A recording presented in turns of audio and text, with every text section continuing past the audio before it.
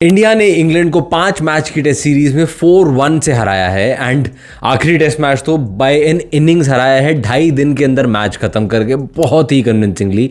तो brilliant performance from the Indian team.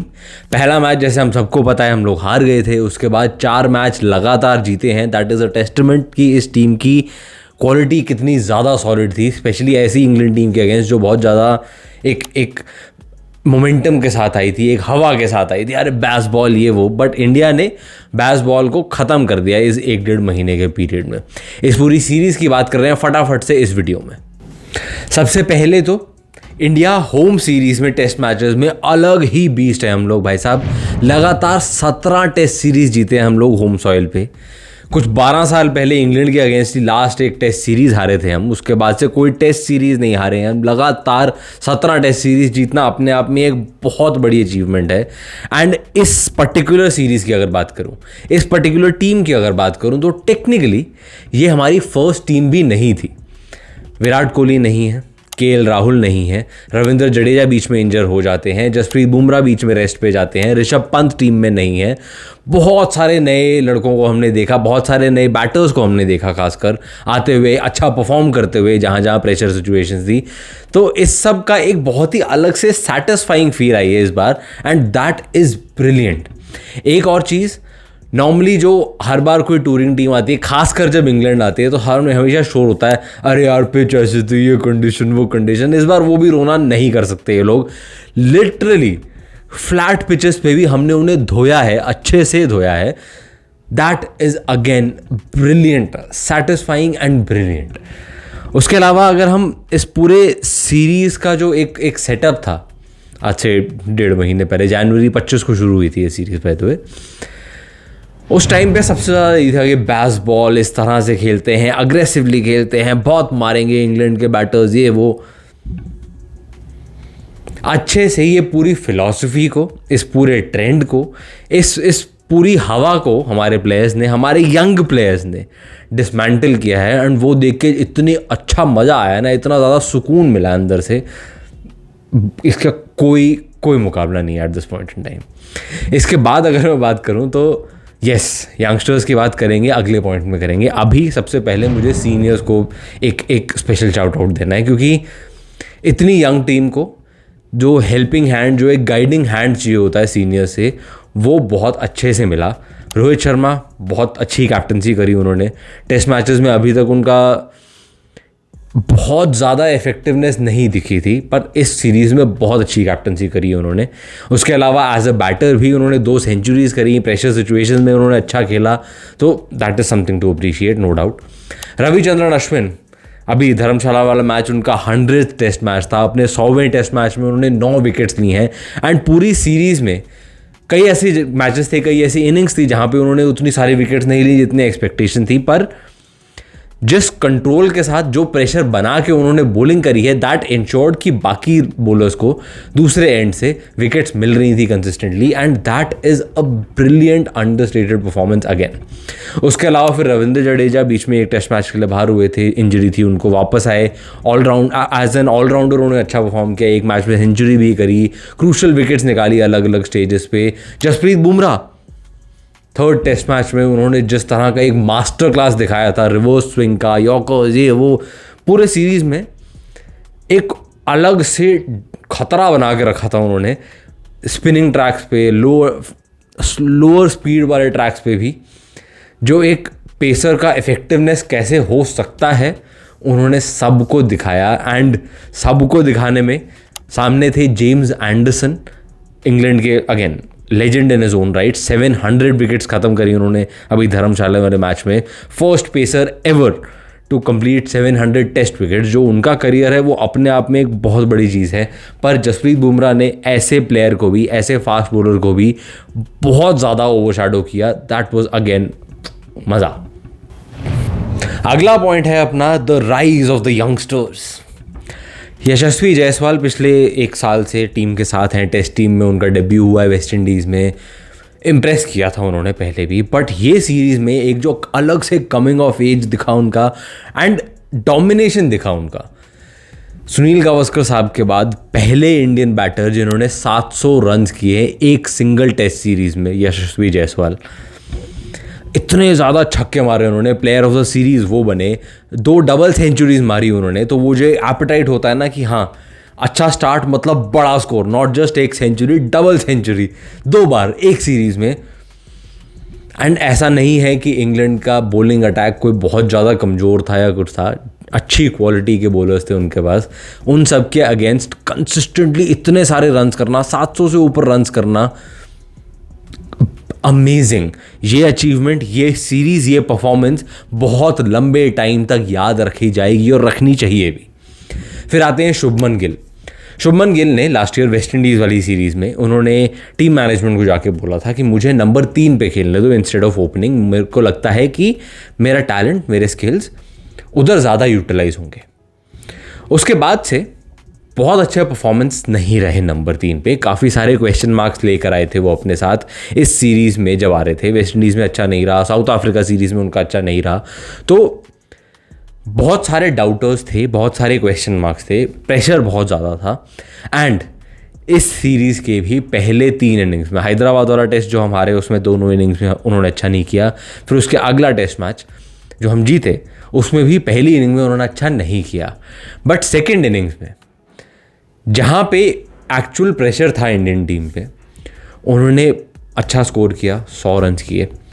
And एक comeback वाली स्पिरिट, एक मेंटालिटी वो दिखाई कि ठीक है प्रेशर आएगा, अप एंड डाउन आएगा, हर बैटर के करियर में आएगा, उससे बाहर कैसे आना है, उन डाउन से बाहर कैसे आना है, वो शुभमन गिल ने दिखाया। And that was a serious performance. उसके बाद से इस पूरे सीरीज़ में बहुत एक अच्छा परफॉर्मेंस दिया है उन्होंने, 400 से ऊपर रन्स किए उन्होंने। एंड जहाँ जहाँ टीम प्रेशर में थी वहाँ वहाँ उन्होंने रन्स किए। तो ये एक बहुत ज़्यादा हेल्प करेगा उनको भी कॉन्फिडेंस देने में, उनको ये दिखाने में कि हाँ आई बिलोंग हियर। एंड बाकी सबको भी कि this is somebody who needs to be shown respect. This is somebody जिन पे आप काउंट कर सकते हो आने वाले टाइम में। बाकी प्लेयर्स आएंगे जब वापस, विराट कोहली, केएल राहुल वगैरह सब, शुभमन गिल फिर भी टीम में होंगे ही, एंड डिजर्वडली सो। नंबर 3 अब उनका है एटलीस्ट अगले कुछ टाइम तक, तो काफ़ी टाइम तक, I am hoping at least. And अगर यही फॉर्म रहा तो हम एक और लेजेंड इन द मेकिंग देख रहे हैं। आई नो बहुत एक सुपरलेटिव, एक एक्सपोनेंशियल तारीफ़ें करने लग रहा हूँ मैं, पर उस ट्रैक पे वो ऑलरेडी हैं। And I really really hope उस ट्रैक पे रहें, मेहनत करते रहें, परफॉर्मेंसेस देते रहें। उसके आसपास जो होता है वो तो होगा ही, इंडिया में क्रिकेटर्स के आसपास जो होता है परफॉर्मेंसेस के वो होना ही है। पर शुभमन गिल से जो उम्मीदें हैं वो एक एक्चुअल कन्वर्जन वो दिखना शुरू हो गया है टेस्ट मैचेस में भी। That was really good. उसके अलावा, इन दोनों के अलावा, ये दोनों तो चलो टीम में थे पहले से, इन दोनों के अलावा जो नाम अंदर आए, जो टीम में आए लोग, ऐसे सर्कमस्टांसेस में आए जो उनको भी एक्सपेक्टेड नहीं था कि हाँ टीम में आएंगे और सीधा डेब्यू भी मिलेगा। रजत पाटीदार टीम में आए, विराट कोहली नहीं थे इसलिए। फिर श्रेयस अय्यर को भी जब टीम से हटाया गया तो रजत पाटीदार को टीम में लाए वो लोग। रजत पाटीदार का डिसअपॉइंटिंग रन रहा, to be very fair. Talent उनके पास बहुत है, वो उस टैलेंट को शोकेस नहीं कर पाए इतने बड़े स्टेज पे। I hope, I am sure ये कॉन्फिडेंस में डेंट आया होगा उनके, but I hope, I really really hope बहुत ज़्यादा डेंट ना आया हो एंड वो वापस जाके अपने स्किल्स को फिर से प्रूव करें और ज़्यादा रन्स करें, ताकि अगली बार जब भी मौका मिले तो और ज़्यादा तैयार हों। इनके अलावा फिर आए सरफराज खान, उनका डेब्यू हुआ। सरफराज खान का नाम काफ़ी टाइम से मैंने भी काफ़ी बार लिया है वीडियोज़ में। वो बहुत अच्छा कर रहे हैं डोमेस्टिक क्रिकेट में, पिछले 4-5 सीजन से बहुत तगड़े परफॉर्मेंसेस मारे हैं उन्होंने, मतलब लिटरल बाल्टी भर के रन्स किए उन्होंने। उनका एक अवेटेड डेब्यू था, सब इंतज़ार कर रहे थे कि उनको कब मौका मिलेगा, और जब मिला उन्होंने डिसअपॉइंट नहीं किया। पहले ही अपने डेब्यू मैच में दोनों इनिंग्स में बहुत अच्छे रन्स किए उन्होंने, उसके बाद से हर मैच में रन्स किए उन्होंने। एंड वेरी गुड परफॉर्मेंस, मतलब दिखाया उन्होंने कि लोग इंतज़ार किस चीज़ का कर रहे थे। बहुत सारा इमोशन था उनके डेब्यू के आसपास। अच्छा भी लगता है यार ऐसे देखने में जब पेरेंट्स इन्वॉल्व होते हैं, पेरेंट्स के ड्रीम्स इन्वॉल्व होते हैं। उनके फादर भी थे वहाँ पे और जेन्युइनली बहुत अच्छा लगता है, नो डाउट। पता नहीं उन्हें नेक्स्ट कब मौका मिलेगा टेस्ट क्रिकेट में, क्योंकि अभी कोहली भी वापस आएंगे, केएल राहुल भी इवेंचुअली जब टेस्ट क्रिकेट वापस आएगा, अभी तो अगला कुछ टाइम तक लिमिटेड ओवर्स खेलना है हमने, जब भी टेस्ट क्रिकेट वापस आता है तो ये लोग सारे आएंगे। तो आई डोंट नो सरफराज को कब मौका मिलेगा नेक्स्ट, बट जब भी मिलेगा that man will be ready. उनके अलावा इस मैच में जिनका डेब्यू हुआ धर्मशाला वाले मैच में, देवदत्त पडिक्कल, वो भी पिछले कुछ टाइम से काफ़ी ज़्यादा अच्छा कर रहे हैं। इस सीज़न में तो उनका कुछ 90 का एवरेज था रणजी में, दैट इज़ अमेजिंग। उन्होंने भी आके जो नंबर 4 पे वो खेले, उन्होंने दिखाया कि हाँ I belong here, I have the talent to be here, I have the skill to be here, मैं यहाँ पे होना डिजर्व करता हूँ। That was again a brilliant performance. इनके अलावा जिस आदमी के डेब्यू की उतनी ज़्यादा बात नहीं हुई, सरफराज के साथ ही इनका डेब्यू हुआ, बट समहाउ उतनी ज़्यादा बात जितनी होनी चाहिए थी उतनी नहीं हुई, ध्रुव जुरैल। एक मैच्योर रिस्पॉन्सिबल परफॉर्मेंस जो उन्होंने मारी है पिछले 3 मैचेस में, that was amazing to watch. उनकी स्टोरी भी बहुत ज़्यादा स्ट्रांग है। एक कारगिल हीरो के बेटे हैं वो, उन्होंने बहुत मेहनत करके वो यहाँ तक आए हैं, किस तरह से उन्होंने अपना घर छोड़ा, घर से दूर आके उनको प्रैक्टिस करनी पड़ी। बहुत एक इंस्पायरिंग स्टोरी है उनकी भी, एंड वो सारा इंस्पिरेशन उन्होंने यूज़ किया चौथे टेस्ट मैच में, जहाँ पे वो मैन ऑफ द मैच बने। ऐसे मैच में जहाँ पे टीम एक्चुअली प्रॉब्लम में थी, जहाँ पे वो आए, उन्होंने रन्स किए, 90 ऑड रन्स किए उन्होंने, एंड टीम को हेल्प किया, फिर जीताया टीम को। That was amazing, that story is amazing. Dhruv Jurel I am assuming अभी अगले कुछ टाइम तक तो वो सीमेंटेड है, खासकर टेस्ट क्रिकेट में, क्योंकि ऋषभ पंत अभी आ रहे हैं शायद वापस आईपीएल में, पर as a wicket keeper specially test cricket में कब तक वो वापस आएंगे उसका अभी तो मेरे ख्याल से टाइम लगेगा। तो अभी के लिए तो ध्रुव जुरैल रहेंगे, एंड जब ऋषभ पंत इवेंचुअली रेडी होते भी हैं तो इतने आराम से ये सीट खाली नहीं होगी, and that is the biggest compliment any young cricketer can get. तो that was again brilliant to watch. उसके अलावा आकाशदीप, उनकी भी अगेन दिस सीरीज एक पूरी सीरीज थी हमारी स्टोरीज को लेके। सरफराज खान की स्टोरी, ध्रुव जुरैल की स्टोरी, देवदत्त पाटिकल की स्टोरी, रजत पाटीदार की स्टोरी। आप आकाशदीप को अगर देखो किस तरह से उन्होंने अपने फैमिली में फादर का लॉस, अपने एल्डर ब्रदर का लॉस देखा एक ही साल में, इस सब से उभर के वो आए, अब इंडिया डेब्यू किया उन्होंने, और डेब्यू पे इतना अच्छा परफॉर्म किया। ये लिखता है यार कोई तो ऊपर बैठ के ये कहानियाँ लिख रहा है।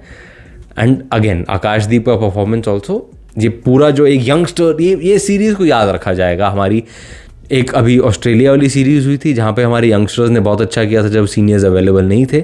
एक ये सीरीज़, ये दोनों सीरीज़ बहुत लंबे टाइम तक याद रखी जाएंगी और रखी जानी चाहिए। अब आते हैं लास्ट पॉइंट पे, एंड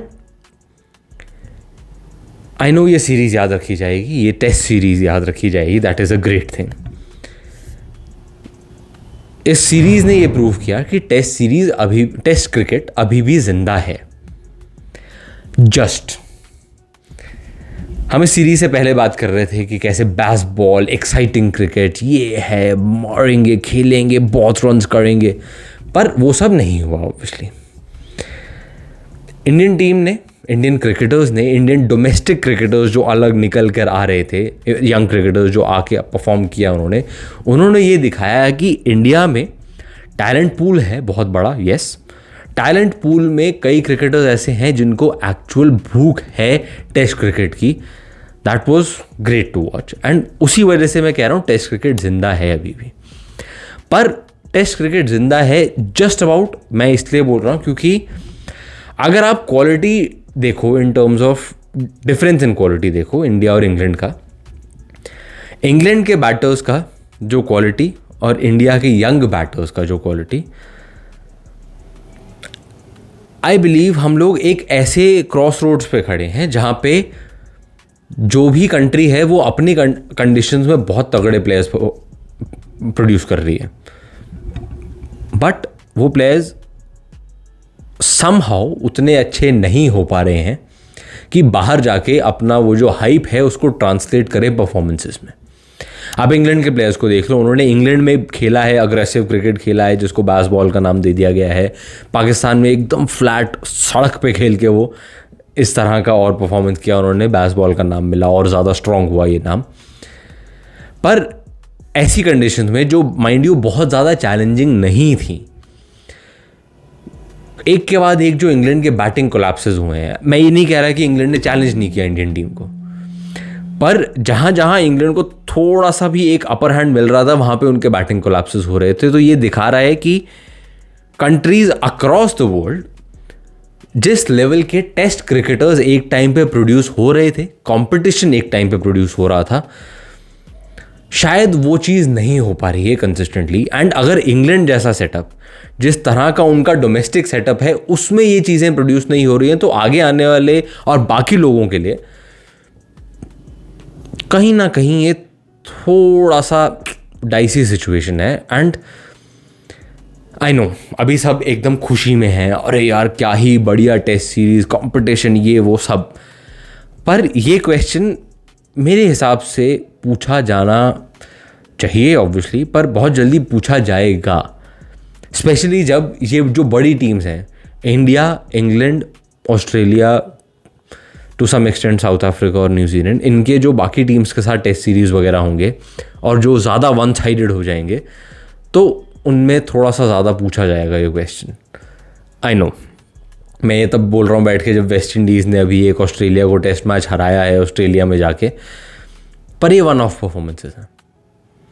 कंसिस्टेंटली अगर टेस्ट क्रिकेट को ज़िंदा रखना है, आपका एक बेसबॉल निकल कर आया था कि यार अरे एक एक्साइटमेंट ऐड कर रहा है, वो ख़त्म हो गया at this point in time. I hope जिस तरह का कंपटीशन और लैक ऑफ कंपटीशन हो रहा है कई कई पॉइंट्स पे, कई कई कंडीशंस में, उस चीज़ को भी देखा जाए, उस चीज़ को समझा जाए, उस चीज़ पे एक्चुअली कहीं ना कहीं सोचा जाए।